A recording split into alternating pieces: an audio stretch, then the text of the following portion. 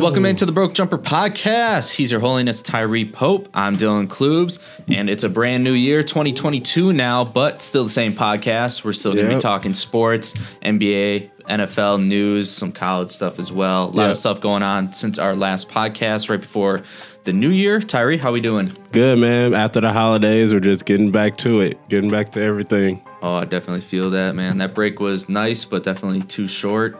Yeah, we need a longer break, more than like 7 days. Yeah, you know? Wish we could go back to elementary school, 2 weeks off. That shit was nice. No work for a while. Mm-hmm. We're starting at, what you want to start with? We can start off with NBA. Let's go with, the biggest news right now is Kyrie Irving. He's Coming set back to make his debut on today's the 4th? Yeah, Third? I think he's today's supposed the 3rd. to play against the Pacers on Wednesday. Yep, so he's going to be starting January 5th. It's a road game at Indiana. He still can't play in New York, right? He hasn't gotten his shot yet. So he has to only play away games, which, I don't know how much that helps your team. Has he said he's going to get the shot, though? I haven't heard him say, no, I haven't I'm either. going to get it. Every time they ask him, he always kind of avoids it and just kind of gives his reasoning why he's not going to get it right now. Yeah. I think he's open to it. He just wants more research into it and more information. Yeah. He just doesn't want to blindly take it. But I feel like he's on the winning side of the argument. I wouldn't say he's like wrong for doing that, like he's not right or wrong, but it's starting to look like he's a little right because everyone in the NBA is having COVID problems, no matter if the team's 99% vaccinated or 70%. Yeah. Every team is having COVID problems. It's the whole NBA. Even the refs, like 2/3 of the refs are out with COVID right now. And they're 100% vaccinated. Yeah. So, and I agree with you. It's Kyrie's body. He can do whatever the hell he wants with it. And 2, the shot doesn't prevent you from passing it on to someone or getting it. It just helps with your symptoms. You're just more immune to it. It doesn't affect you as much. So him not getting the shot, I don't understand how that hurts other people or hurts the team in a way. I feel like in the end, Brooklyn is going to look stupid for the entire thing. Well, it's not their choice. It's the state of New York. But they doubled down. Yeah. They could pay the fine. Yeah, they could have just said, hey, he's our player. We're going to play him no matter what. You are a private organization with a public funded arena, yes. Mm-hmm. But you could have said, hey, we're going to pay the $100,000 fine. Here it goes. Yeah. You pay him millions. You can pay a couple $100,000 fine. Take it out of his paycheck. It doesn't come out of your team paycheck then. Mm-hmm. There's probably, written in the contract if he violates rules, he can get fined. And stuff like that. And that's a rule, so he can get fined. If he's okay with it, if the team's okay with it, let him play. Home games or not, I feel like it's just so stupid to be like, hey, this is mandatory. Everybody has to have this or else. Yeah. The or else part is weird. You don't have to force people to do things. People will make that decision and let them suffer the consequences if they do, if they don't, Yeah. And what's the difference between him playing with the team on the road and him playing at home? He's still in contact with all of his teammates, all the coaches, all the trainers. And they're going to go back and play home games, hang out in New York, and pass it around. Yeah. And it's not like, okay, you say it's for the fans then. Well, the fans aren't even allowed near the players. I don't even think they give front row seats anymore. In New York. They don't do that. So it's like, all right, he's not going to be getting anyone affected for the fan wise. So they're not going to be touching him. He's probably just going to go in and go out. Other than, reputation, what are you protecting? Mm-hmm. It's probably wild for Kyrie because he lives in New Jersey. Yeah. And has to play in New York. Yeah. Because they're totally different laws. You go to New Jersey, you can do whatever you want. In New York, it's super strict. And they practice in New Jersey too. Mm-hmm. So he can practice. Well, he hasn't actually been practicing with the team. He's been practicing this last lately, week. Yeah. But before that, he said he wasn't all summer or however long he's been holding out for. And that's a big difference going from just playing with your bros, trying to stay somewhat in shape, to going against versus NBA guys. In-game playing is completely different. So Yeah. I still think it's going to be Kyrie. Kyrie's never going to lose it. Yeah. So it's He might be a little rusty on shooting, but his handles will be there. I think his speed will be there. I think KD and Harden could handle the load until he gets it back. Oh, 100%. Goddamn soda. 100%. KD has been pretty much the entire year. Harden's been out with injuries and COVID as well. So it's been pretty much KD's team for at least half the year, right? The whole year, pretty much. Yeah. Like, I feel like KD handles most of the scoring load, but having Kyrie back, I think he'll defer until later in games. I feel like that would be great for the team, but they ain't beating the Bucks anyway, so it don't really matter. No, they're not, and they have to go through Chicago as well. Chicago's on the up and rise and actually staying on top, which I'm very surprised about. You predicted that. Yeah, I didn't think they were going to be this good, but I definitely thought that they were going to be something. Yeah. I knew that the clash of the style between Levine and DeRozan was going to go really well because they play two totally different games, but they play it pretty effectively. And then he has they both can defer to each other, and then they have, the ball handler / game manager in Lonzo. So it's it's going to be easy for them going forward for the next couple years scoring, but I don't know how they're going to, fiend in the playoffs, It's a different animal once you get to the playoffs. They might end up losing to Miami or something like that. Just because Levine's never played a playoff game, Lonzo's never played a playoff game. DeRozan made it to one conference finals with Toronto. And I think he made it to... Did he make it to multiple conference finals? No, he only made it to one. And then they traded him for Kawhi that next year. Yeah, and then they won the chip, so... Yeah, so, I mean, DeMar hasn't been... He might have a chip on his shoulder this year, though. I know. I could see it. I could see him getting to the conference finals and losing to the Bucks. Yeah, I can see it too. They're just, like you said, just all the players have different games, but it somehow just meshes well.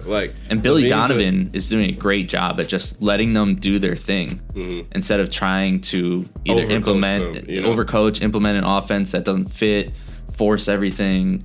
He's just letting, all right, Zach, you get the ball for...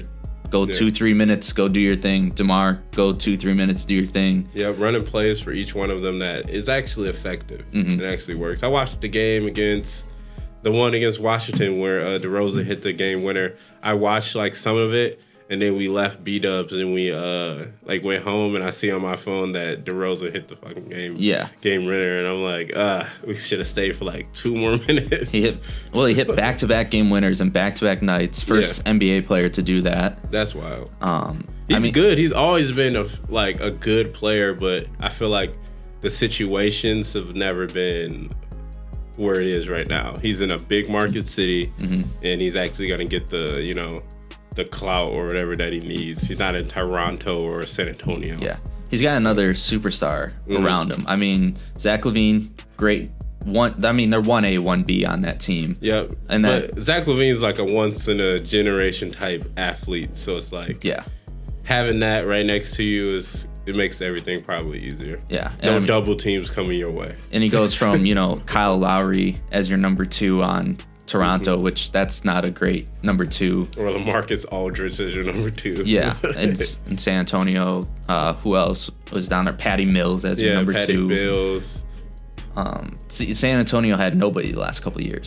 Do you have any dark horses that you didn't think was gonna be good this year and ended up being pretty decent? Well, mine was the Bulls. In my projections, I had them in the late teens, early 20s. Early 20s. Just because it was all guys that had different styles, and looking into the season, you didn't know how that was going to gel. You didn't know what Billy Donovan was going to do with that team. And he's not proven. Billy Donovan has been bad on the teams he's been on, so it's now he actually has the talent. So it's Vucevic is playing pretty decent, playing his role. Everybody's just playing the role behind LaVine and DeRozan. Yeah. And then I guess the Cavs, another team in the Central Division. They're giants. Yeah. No, they're huge. Yeah. That's why they're so good, because they literally play 2 centers. Yeah, right? Kevin Love, Jared Allen. And, is Drummond on the team? No, not Drummond. The kid they drafted at number 2, what's his name? Evan Mobley. Evan Mobley. Yeah. From USC, right? Yep. Yeah. He's a great defender, so it's they just have like 3 bigs up front that can give you like 3 different looks. Yeah. So it's like, and even though they lost Ricky Rubio, who is a good backup point guard, they just traded Rondo, which better veteran presence, championship guy right there. Probably the top 3 facilitator all time. Yeah, he sees the game a little bit different, but I feel like the last couple years, I feel like the athleticism part isn't there, where he can't play those minutes that he used to be able to, or at least efficiently play those minutes. But I mean, throw him out there 18, 20 minutes. He'll get the job done. Yeah, you know, he's not gonna turn the ball over. He's not gonna do stupid things, except for like temper-wise, he might do some stupid stuff, but he's not gonna do like stupid stuff on a basketball court. So I think he'll be pretty decent. How about you? Any other team in the East that you kind of had lower in your rankings and are improving? The Wizards. The Wizards look good. They're not a bad team. They're maybe like middle of the pack. I don't see them getting out of the first round. I could even see them losing in the play-in game. Yeah. But they look good. That's where they're at right now. They're at the 8th seed, so they would be in the playoff game. Yeah. But Kuzma's good. Bradley Beal. They look better than I thought they were. I thought they were just going to, not even make the playoffs. But at one point, they were like in the middle of the pack, like 3rd seed and stuff like that. But as everybody got back healthy and stuff like that, they dropped a little bit more. Yeah. And I mean, in the East, that 5 through 10 are all separated by 4 games. So that's pretty close. That's tight. That's really close. I guess we can move on to MVP talks with the NBA because last couple weeks, Giannis has been on a surge. Yeah, he's had a couple triple doubles, a couple big games, big comebacks, stuff like that. I remember. Did you watch the Christmas game? Yeah, that was like one of the best like late game performances you'll ever see. The thing is, they were losing by 15 or whatever it was. Yeah. I turned it off. Really? It was like midway through the 4th quarter, and it's like, all right, they've been down 10 all game. Doesn't look like anything's going to change. Then all of a sudden I get the update, close game, they're up by 3. And then 2 minutes later, final, they win by 8. And it's just like, that's wild. Where'd that come out of? This is what happened. My dad was trying to turn it off and turn on the Packer game. So he was that's what I did. I turned on the Packer game instead. Because my dad doesn't like any like Wisconsin. He's from like Illinois, Chicago. So he doesn't like really any like Wisconsin teams. So he was like, turn these bums off, they're losing. I'm like, hey, it's 10 minutes left. Yeah. Talk to me at 4. And then 4 minutes start and Giannis just starts taking over the game. And I was like, I told you to wait till 4 minutes left. Giannis doesn't really try until the 4th quarter. So it's like you're really getting like maybe 60% of Giannis for the first 3 quarters until you like do something like what's the name did on the Celtics. He like went underneath Giannis as he was going for the layup. Yeah. And then Giannis like clicked and like took over the entire game. Oh yeah. It just takes one moment for like Giannis. It was like a dirty play. He was like, I think he said they have like a video of him like, I hate that fucking pussy or something like that. And then all of a sudden Giannis just starts taking over the game. Like there was one point where Giannis like was sitting at the top of the key, like yelling at Drew to get him the ball. Like he just you could wanted hear to him throw over it the camera. down. Like he was like, you could hear him like, give me the ball. Yeah. And then like he just Drew keeps dribbling and he just follows right behind Drew and Drew gets him the ball. He gets an easy dunk. And it's like, but he wanted to like take him off the dribble and dunk on him type deal. Like Giannis just took over the game with 4 minutes left. And I literally called it. I was like, just wait. Like, dude, he has been on a tear. He's second in the league now with points, averaging just under 28. He is ahead of Steph Curry, ahead of Trae Young, only behind KD, which KD's stats hasn't changed in the last week and a half because he hasn't played because of COVID. And they really won't change. No. Like, he's going to average 27. Yeah. On a bad day, he's giving you 25.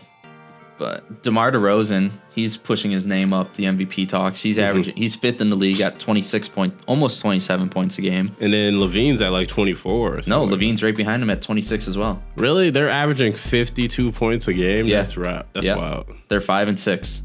They're highest scoring duo in the league. Wow.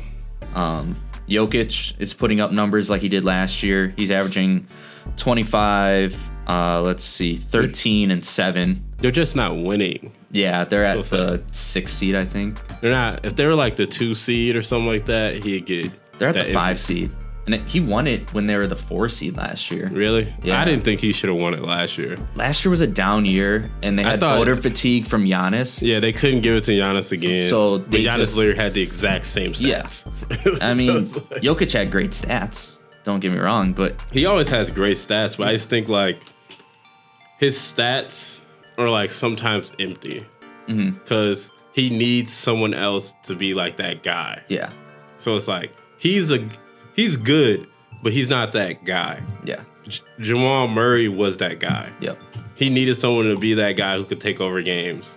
He was never really that guy. No, Jokic is going to get his 25, 10, and 8, but it's going to be consistent throughout the game. He's not going to go off on a 10-point scoring tangent by himself. He's just going to get you like 7 and a quarter each quarter pretty much. Yeah.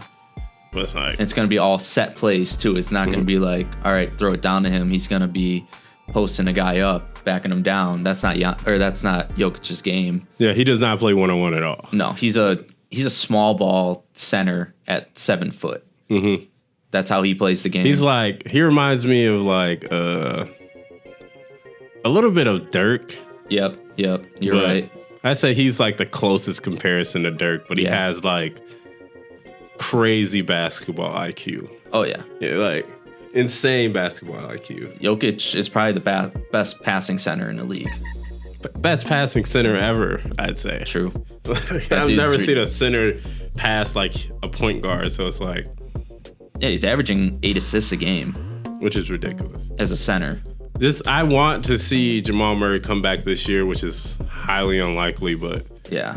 I want to see him come back and be healthy enough to like help them get over the hump, but I don't see it happening.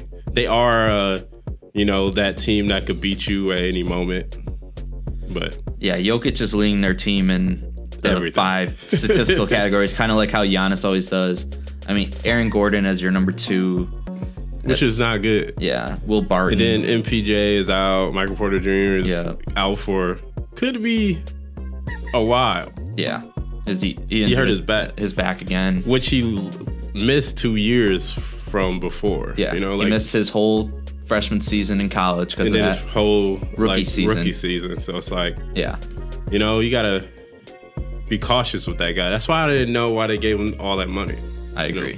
Why you give him all that money when you know he has back problems? Yeah, and it's not proven to be like healthy. Yeah, so because he aggravated it like right away. Is it right after he got that check? Yeah. He can't even get it until next year. Mm-hmm. So it's like signed a deal that comes into play next year. So I hope he's healthy. But he's a great talent. Like he's LeBron size, LeBron athleticism.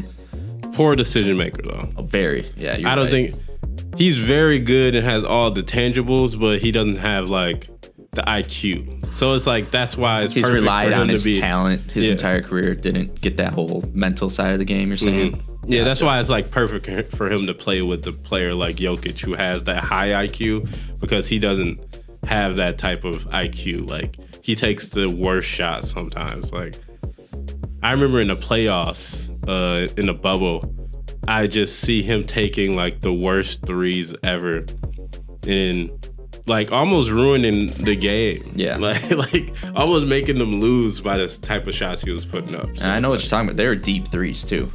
Yeah. They were very deep. He's a big guy. He can shoot the ball like at a high level, but I just don't think he's there yet. He has like 3 to 4 years of development still left, Yeah. He reminds me of Ben Simmons, but he can actually shoot. He can think he's not Ben Simmons level of like IQ though. No, Ben Simmons has great IQ. He just can't shoot. Yeah, it's like the opposite. Yeah. Like same build, same like length and build and athleticism. They just switch those two things. They're just complete opposites. Like they're the same guy when you look at them on the court, but they're just complete opposite. All right. Where do you think we are with time? We're at 20 minutes right now. You think it's a good place to stop at? Yeah. We can switch over to some football after that. All right, guys. We'll be right back with some football for you. Peace out.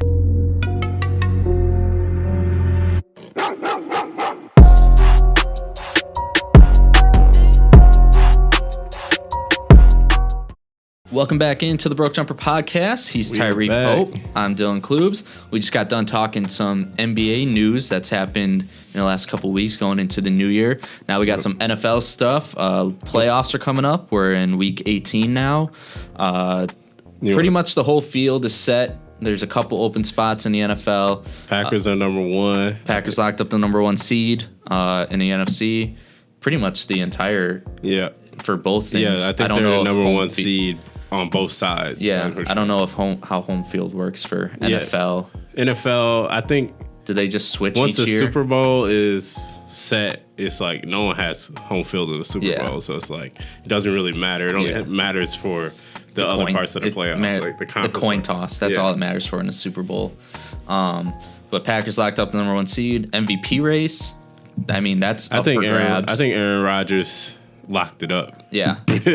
He had such a great game last night that it was like, I don't see one, voter fatigue. Two, media might be pissed at him for quote unquote leading them on about his whole vaccination status. And people are going to be petty, unfortunately, about that. Voters are going to be petty about that.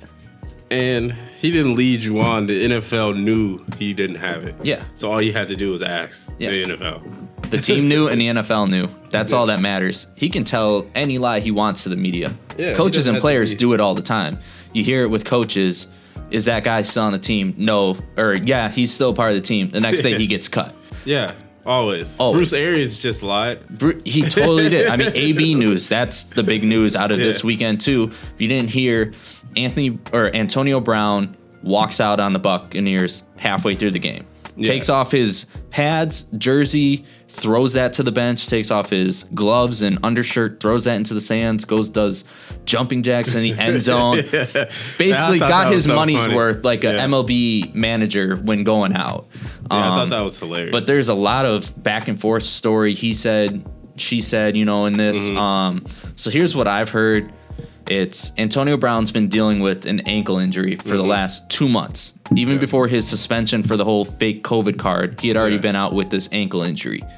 He plays last week, has a great game, doesn't practice Thursday and Friday going into this game, but gets cleared by the doctors. Yeah. So he plays, he warms up. Halftime, he tells the coaches, my ankle's bothering me, I can't go back out. Well, the team doctors are saying he's fine. So the coaches are going with what the team doctor says instead of what the player says. So they come back out second half. Bruce Arians tells Antonio Brown, get your ass out in the field. And AB's like, no, I'm hurt. Yeah. I'm not going to, risk further injury. I'm telling you guys I'm hurt. And Bruce Arians pretty much said, all right, if you're not going to go onto the field when I tell you to, get the F off my sideline. Yeah. So Antonio Brown's like, all right. Fuck it, I will. Which both sides, I think, are kind of at fault here. Antonio Brown, the way he walked off was just the way he did disrespectful to the team. Super disrespectful. But at the same time, I feel like, why tell the one guy who would leave to leave? Oh, you're 100% right. Like, it's always coaches like that. They always pick that one dude that they know would do it. Yeah. And just they know his tick, Oh, so they know the try button and trigger him. Yeah. And then all of a sudden, I don't know what happened once everything goes down. Yeah. No, his triggers, and you triggered him, and he left. And he would have done that. Yeah. Before you said it, before it came out your mouth, you were like, yeah, he's probably going to leave anyway. Yeah. You had that pre-planned in your mind. Like, oh, yeah, I'm going to tell him to leave if he doesn't go out. Oh yeah, it's Antonio Brown. He's arguably, not even arguably, he is the biggest head case in the NFL. Yeah, right now he's. You knew what you were doing bringing him in. Mm-hmm. He had prior problems before you brought him in. Then with the team, he gets this whole vaccination fake card shit, and you still bring him back with his prior shit, and he lied to the team. So it's just like, all right, he disrespected the team by lying to them about his vaccination status. You still bring him back under scrutiny from everybody. Everyone's just like, why? And you're bringing him back because of his talent. That's the only reason why you're bringing him back. Yeah, he's talented. He had He gets privileged because of 5 catches, 150 yards last week or something like that. He's a great player, and he's a head case. Coaches always pick on the dudes who are a head case. And that in this moment, that was Bruce Arians knowing he had an injury in his mind that he felt like he mentally could not play with. Yeah. Knowing that, he picked on him to get him over the edge. Yeah. That's how I feel about it. And it's just weird how 1 week Bruce Arians is defending this guy with the whole vaccination status. No, he's a part of the team. We're behind him. And then the next week is antagonizing him to leave. To leave. And it's just like, if you're Bruce Arians, what are you doing? One, as a coach, you should always listen to your player when they say, I'm hurt. Look what happened with Kawhi Leonard. The guy says, I'm hurt. Spurs don't believe him. They trade him. What does he do when he comes back healthy? Goes out and wins a fucking championship. Yeah. Believe a guy when he says he's hurt. The Clippers are doing that right now with Kawhi. Yeah, they're just letting him be. Let him be. Let him take a year off. Hell, what? What's a year going to do? You're saving money because he's got incentives that he has to play for. Yeah. He only gets that guaranteed money at the signing. And the rest is all incentive-based. There's like a rumor going around that he was like a couple passes away from getting his contract incentives. He would have gotten $1 million. $1 million incentive, and that they think the organization was cutting him out to try and prevent him from getting that before the playoffs. Because you have to get it during the regular season. Yeah. You can't get it during the playoffs. Yeah, you're right. Trying to cut him out before he could get it. Yeah, he was 5 catches, 50 yards away from getting that $1 million bonus for stat wise. And I think it wouldn't surprise me if the Bucks did that. Yeah. I mean, I can't believe I'd be so pissed if I was Tom Brady, because most of his receivers have been hurt all year. Oh yeah. And it's you take away one more guy and it's Godwin's out for the season. Why would you even do that? I'd probably cuss out, once I heard the news of all this stuff, I'd probably cuss out Bruce Arians. Bro, why would you ever do something like that? Knowing he is like that in the head. Yeah. You always got to tread carefully with players like that. You don't have to baby them, but you got to be careful of what you say. Mm-hmm. But no, and Bruce Arians, too, the way he did it after the game, he was just all right, AB's not a part of this team. Let's move on. It's dude, you owe an explanation for the craziest thing that happened in the NFL this year. Yeah. You owe some kind of explanation. Give your side to the story. To me, it's his fault. Yeah. To me. As a head coach. If that story is true about him saying during halftime, I cannot play, and you trying to force him to go out and play, pay that man his money. Yeah. Honestly. No, I think AB could have, a lawsuit there. Yeah, I would sue you, because if I'm saying my ankle hurts and I've been out for an ankle injury for weeks, and I feel like I can't push off my ankle the way I should be able to, I should be able to sit. Yeah, I mean, he gets cleared before the game, but he plays and re-aggravates it. Why can't a guy re-aggravate an injury and come to you and say, "Yo, coach, I messed it up again. I got to come out"? And the ankle is one of the most you can re-aggravate that any moment. It's so fragile that one moment you'll feel great, and then you'll come down on it, and it will literally feel like you can't walk. Yeah. And when you roll your ankle, sprain your ankle, you can roll it and sprain it so much easier. Even with being taped up, NFL players get a ton of tape, but they're moving so fast. Yep, you can easily even if you just push off the wrong way. Yep. It could be some weird metacarpal in your foot that just is aggravated just because your ankle's all messed up. So now your whole foot is aggravated just because that one ankle injury. You don't know. You gotta just trust what the player is saying, and if the MRIs and stuff come back saying something different, and then you move on from there. Yeah. MRI, X-rays can only tell you so much. A player can tell you what his body is saying to him. If a player in general at any level is saying, "I can't play," as a coach, you got to believe that player. Whether you believe them or not, you gotta up front just be like, "Okay, I trust you." Whatever you say, that's how it goes. All right, you can't play, cool. Yeah, that's the end of it. End of story. Why? There's no need to push. There's no need to be no, you're lying. What's that going to get you? Nothing. Because what if the next week he actually is healthy? Yeah. No, that's happened. I'm not going to get into names, but at my high school, a coach told a player who was maxing for weightlifting, tore his pec while maxing. And he goes up to the coach. He's like, dude, I messed up my chest. And the coach is like, you're fine. What are you talking about? Like, you probably just pulled it. Quit being a baby pretty much. And dude goes and gets an MRI. Turns out he tore his entire pec out for the season. And it's just then you're like, what do you do now? You know, like, what if you would have kept pushing him to lift more? You know? You're like, oh, you're just sore because you tried the max. Yeah. No, there's been people who torn their whole rotator cuff because of that type of stuff.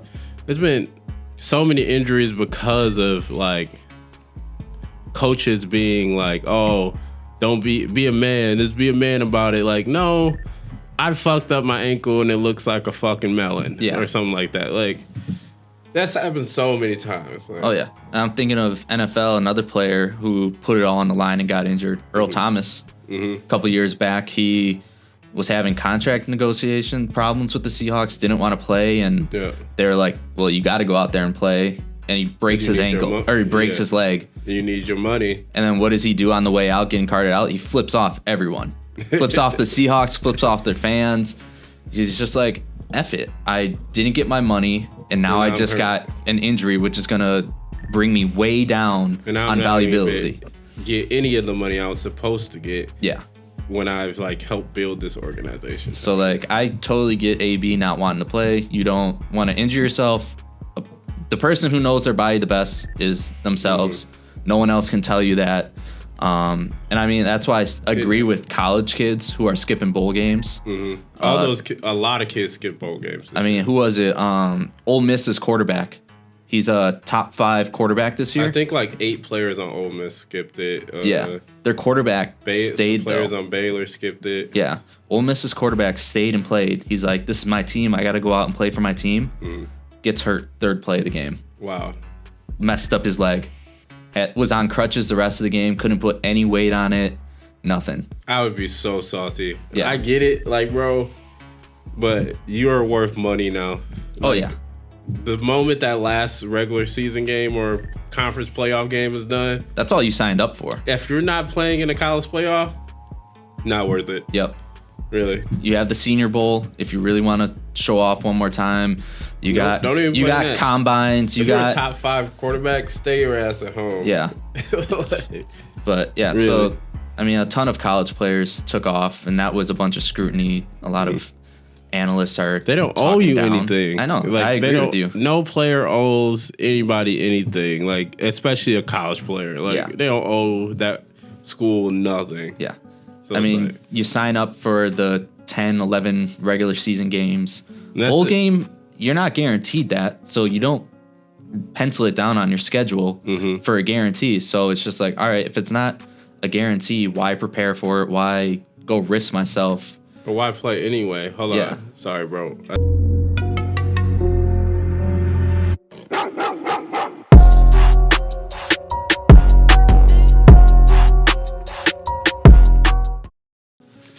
All right, sorry guys, we're back.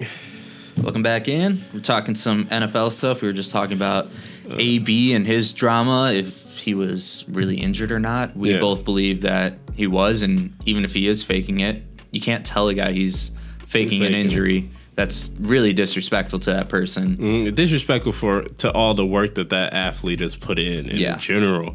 To me, like, he has no reason to fake an injury. You know, when he has that many incentives coming up, he has that money he's looking forward to. Nobody who's trying to get $1 million in incentives is going to fake an injury. Yeah. And you know damn well he knew about it too. Yeah. He knew. His agents told him this. Yeah. It was like, oh yeah, this is coming up, by the way. Antonio Brown loves money. He's going to know how he can earn every penny in his contract. Yeah. So we're just on that. We can move into, I guess, some MVP talks for NFL. Front runners right now, Aaron Rodgers, Tom Brady, and Jonathan Taylor. Jonathan Taylor kind of dipped off after this last week. He had a average game by his standards. Yeah. But it was still a good game. He put up 100 yards and a touchdown, but they lost, correct? The Colts? Yeah, they lost to the Raiders, I think. Yeah, you're right. They did. Yep, because Raiders are 9-7 now and are in the playoff hunt. Yep. Which, that's a crazy story. losing your head coach and still possibly making it to the playoffs. Yeah. I think they might not make it just because of how many teams are in the running in that division. Mm-hmm. So I think it's going to be tough for them to actually make it out of that. But I think Tom might end up getting the MVP just based off of Aaron Rodgers, like the shit that's gone on with him this year. Yeah. I feel like he's going to end up getting the MVP. But the most valuable player has been shown. It is Aaron Rodgers. We look so incomplete without him when we played against the Chiefs. Like, it looked like a totally different team if Aaron Rodgers is not there. And it's like, you just gotta base it off that. Like, he is the most valuable player. Just like I think Giannis is gonna be the most valuable player, because without them, it looks incomplete. It don't look right. Yeah. Like, don't look at the same team. But I feel like if Tom Brady was not there, it looks still pretty similar. Yeah, Rodgers is leading in like ratings, like QBR, passer rating, touchdown to interception ratio. He's leading in those like percentage and I think stats. What's the name has the most yards and touchdowns? Brady has yards and touchdowns.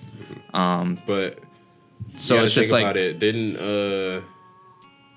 Aaron miss 2 games? He missed one. So that could be 3 to 5 touchdowns. Yep. Right there. And there's a 5. Brady's at 40, Rodgers at 35. Okay. Brady's thrown 12 picks, Rodgers thrown 4. And now 2 of them was in the first game that I don't even really count. Yeah, so really he only threw 2 to me. The last month and a half, the guy has had like 12 touchdowns and 0 interceptions. Yeah, the last 5 games last 6 games he's had 20 touchdowns, 0 interceptions. Damn. So it's kind of wild. I mean, and they really give it to like the guy who finishes the season well. Mm-hmm. That's who in all sports, I feel like they always give it to the guy who takes the hottest run at the end, you know. Which it should be Jonathan Taylor if it's under that, circumstances. But Aaron Rodgers started off terribly. You could literally go back and watch that game. He looked like he didn't have it anymore. No, he didn't. And I think it was more like they felt like they were just about to go out there and stomp them. And every quarterback always has a tough time against the Saints. It's like if a great quarterback is playing the Saints turn it up a little bit. Yeah. And it's like impossible for you to like get out of the pocket, or you only have like 2 seconds of time. Yeah. If you're a great quarterback. If you're just an average quarterback, you're gonna do whatever you want with the Saints. But if you were good, they're coming for you. Yeah. They still got that bounty. Another person that could be in the MVP talks, I think Cooper Kupp should be in the talks at least. He should be in the talks, but I think he should be in the talks for like Offensive Player of the Year. You're right. I think he'll get that because he's got 138 receptions, leads the league by 20. Devontae's the next closest. Mm-hmm. So he leads it by 21 there.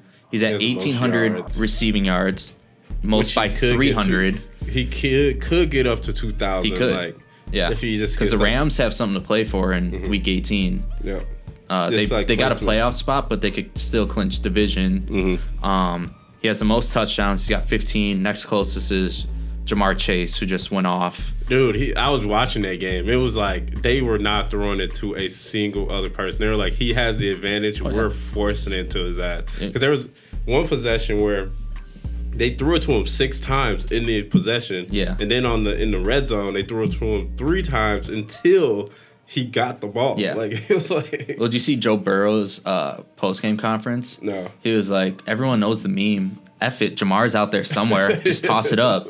He's like, that's what I was doing. Just throw it up to Jamar Chase. Yeah, where you at? That was literally what was happening. Yeah. I was watching the game like, are they going to throw it to somebody else? No. They would not. No. And the thing is, everyone was coming down on Jamar Chase at the beginning of the year. Because he started so slow. Yeah, he had some drops. Same with Jalen Waddle, though. He started super slow because they got to get used to the speed of, like, the corners and, like, what to do against these corners. Yeah. And then they watch Devontae, and they're like, all right, got it. Like, Crazy. You're great. Just go watch Devontae. You're good. Yeah. Crazy thing about Jamar Chase is he's 4th in the league in receiving yards, but he's only got 79 receptions. Yeah, that means he's just getting all the big plays. He's averaging 18 yards per reception. That's most in the league. Damn. Yeah, he's a big play guy. They still got Higgins. Higgins went off last week. Yep. So they got a good Tyler 1-2. Boyd too. Good 1-2 punch pretty much with both of them. Yeah. And then Joe Mixon at running back is a great like receiving back and running back. So it's like they have a good core going into the future. Yeah. Like good Madden team too. Yeah. Before this last week, everyone was saying Matt LaFleur for Coach of the Year, but now they're saying Zach Taylor from the Bengals. For I Coach think of it the should year. be him because Matt LaFleur is going to do this next year and the next year and the next year. If he has Aaron, he's going to do this all the time. That's what everyone else is saying too. It's the Aaron effect. It's not really Matt LaFleur winning the games. It's Aaron Rodgers going out there and winning the games. Whereas, it's like the mixture of like the offense of Matt LaFleur and then the brain of Aaron Rodgers. Yeah. You know? LaFleur has a great system in place, and Rodgers just knows how to execute it well. So it's like, that's not really coaching right there. It's just... You got lucky with once-in-a-lifetime player. The greatest thrower of the ball ever. No one can throw the ball as well as Aaron Rodgers that has ever lived. No, and he does it off his back foot half the time, too. And he has the worst mechanics of any quarterback. Oh, my God. His mechanics are terrible. They really are terrible. They're terrible, but it works for him. Yeah. So that's why it's just funny how he goes from... At Cal, if you ever watch his old tapes, he's so, methodical with his throwing motion. The quarterback's coach had him holding the ball up near his ear and, doing that, all right, flip the fly back, complete machine, basically, in the way that he moved. And then he goes to the Packers and just becomes this loosey-goosey. Because he watched Favre. Yeah. Just Favre was like that. Gunsling it in there. Yeah, Favre was like that. Favre did not care. No. At all. He was just somebody's down there. There you go. And that's why Brett Favre has over 200 interceptions in his career. Yeah, the most interceptions ever. The stat between Rodgers and Favre is because they have the same amount of touchdowns now, but Rodgers hasn't even hit 100 interception in his career yet. Yeah. And Brett Favre was at 230 something. Wow. And it was Aaron Rodgers could throw 2 or 3 picks for the next 5 seasons if he plays every game. And never catch him. And still not catch Brett Favre. Damn. And Brett was a GOAT. Until 2004. Yeah. 2004. Age caught up with him. I don't even think age caught up with him. I think McCarthy's system wasn't for him. Okay, so that was 2006. Yeah. Yeah, once they hired McCarthy, McCarthy's system didn't really fit Favre. I get that because McCarthy's system is a lot of setup plays. You do that short dump route right away, so then later you can do that big play because the corners are expecting that short route. And Brett Favre is go for the home run ball every time. Him and Patrick Mahomes are literally the same player. Oh yeah, to me, Patrick Mahomes is Brett Favre. Yeah, just scramble around, stay alive. And a guy's going to get open. And there goes Donald Driver. There goes Tyreek Hill. There's Sterling Sharp down there. Yeah. Somebody's down there. Yeah. But that's how I feel about it. All right. So then we can finish it off, I guess, with final standings for the NFL. A bunch of teams already set. What are the standings for each conference? So right now in the AFC, Tennessee's got the 1 seed. Okay. Chiefs got the 2. Which is wild. I know. Me. Without Derrick Henry. He's coming back, too. Really? Yeah. Damn, why couldn't he come back 2 weeks early? Needed him for that fantasy win. Dude, I had him in fantasy. Finished 500, made the playoffs. I just won my championship. That's crazy. $800. Damn. Yeah. Damn, that's good. So see, I didn't really play fantasy. I just drafted my girlfriend's team and then her mom's team. Yeah. And it was just, I helped draft her team. And then you got Cincinnati at 3, Buffalo 4, New England 5. And then because it's top 7 teams, so the last 2 spots are still open in the AFC. Right now, it would be the Colts and the Chargers would get those last 2 spots at 9 and 7. And I think the Chargers are going to keep that. Raiders. I don't know about the Colts. Raiders are also 9 and 7, but don't have the tiebreaker. They just beat the Colts, though. I think it goes by division. Okay. It goes by division record. Because they're in both the Colts division. and the Chargers are 3 and 2, and the Raiders are 2 and 3 in division. And then Baltimore and the Steelers are both still alive. Baltimore just got unlucky. They got unlucky a lot. Like, they went for 2 to win 3 games in a row and lost 3 games because of it. They lose their starting quarterback, lose their backup quarterback. They're on a 5-game losing streak, and like you said, just unlucky for them this year. They've just been unlucky. So, I mean, who do you think will get those last 2 spots then out of those 5 teams? I know the Chargers are definitely getting it because they're a team that I can see going far in the playoffs, honestly. Just surprising a lot of people. Mm-hmm. But I don't think the Colts are going to get in. I feel like somebody's going to come take that spot. I don't know who. It could be the Steelers tomorrow by winning this week and next week. Yep. I don't think Big Ben is going to lose his last game in Pittsburgh. But yeah. All right. I kind of agree with you on the Chargers. I think the Chargers are the most complete team out of those 5. Mm-hmm. They got Herbert at quarterback, who's amazing. Austin Eckler. You got Keenan Allen, Mike Williams. Their defense is really solid too. Yeah, they got a really good offense or defensive line. Yeah, and a good backfield as well. Their secondary is amazing. Yeah. So I think Chargers will get in. I think the Raiders will pull it off. Honestly, I think the Colts will lose this week. I don't think Carson Wentz can bring you to the playoffs. I think he could. I mean, on the back of Jonathan Taylor, he can. Yeah. I think Carson Wentz on the back of Jonathan Taylor can win a game. Or can attempt to win a game until they stack the box. Yeah. Which they did last week.